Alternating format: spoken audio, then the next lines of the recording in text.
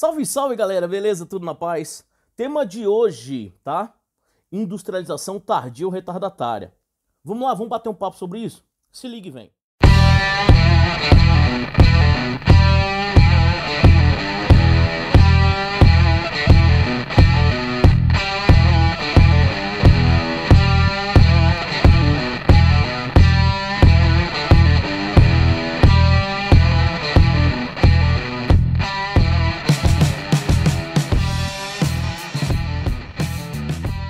Olha só, galera, toda vez que a gente fala de industrialização tardia ou retardatária, a gente precisa saber que ela foi dividida estruturalmente em duas fases, tá certo? A primeira fase vai ser ali após a crise de 29, nas décadas de 30, 40 e 50, sobretudo na América Latina. E ela recebe o nome de industrialização por substituição de importações. Ou seja, nós, por exemplo, o Brasil, dependíamos dos produtos industriais vindo dessa dite clássica, vindos do que da Europa e dos Estados Unidos. Quando explode a crise, há evidentemente uma diminuição da produção, e essa diminuição da produção, ela faz com que o Brasil tenha a necessidade de desenvolver uma indústria capaz de abastecer de produtos industrializados o nosso próprio mercado, tá certo? Então esse é um detalhe que é importante, é por isso que a gente vai chamar de industrialização por substituição de importações. Já a partir da década de 70, sobretudo com a expansão da indústria japonesa, terceira revolução industrial, do próprio toyotismo, e também como uma forma de repelir o processo de avanço mesmo do socialismo na Ásia, né? Há um forte investimento para o desenvolvimento lá no Sudeste Asiático, ou no Extremo Oriente, daquilo que nós chamamos de plataformas exportadoras. Vejam bem, o que são as plataformas exportadoras? O próprio nome já diz.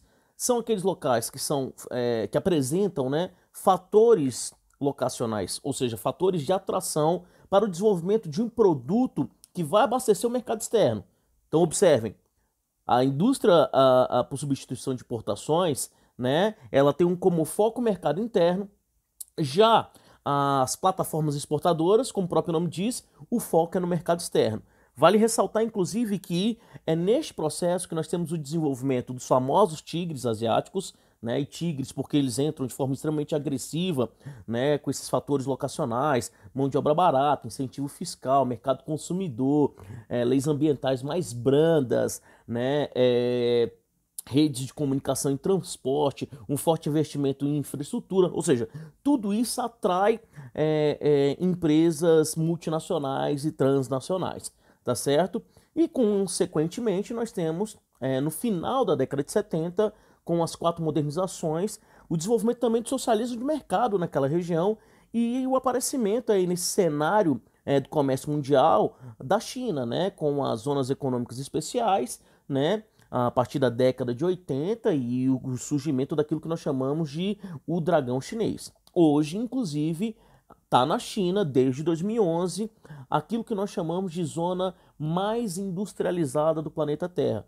E, meninos e meninas, no decorrer das últimas décadas, algumas crises do capital especulativo ou algumas crises do sistema econômico financeiro mundial tiveram como base, por exemplo, a agressividade com a qual esses países entraram no cenário internacional. Lembrando que a China só vai entrar na OMC na década de 2000, a OMC criada em 1995, então é uma zona aberta ao mercado, né, que segue as leis, teoricamente as leis de mercado, né, que supera inclusive outras nações, como o Japão, do ponto de vista econômico, né, e que hoje acabam por ser, junto com a Índia, chamadas locomotivas planetárias, ou seja, os países, né, que fazem com que, a partir do seu consumo e a partir da sua produção, com que o restante do planeta também gire do ponto de vista econômico, tá certo? Então, esse é um tema muito relevante, lembrando que tudo isso está diretamente ligado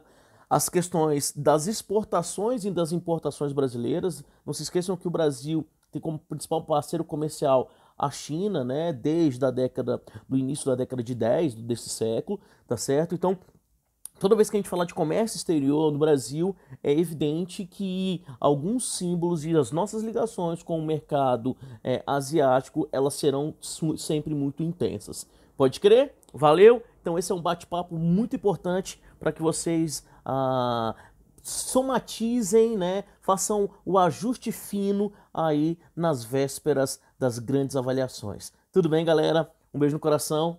É nóis. Valeu! Fui!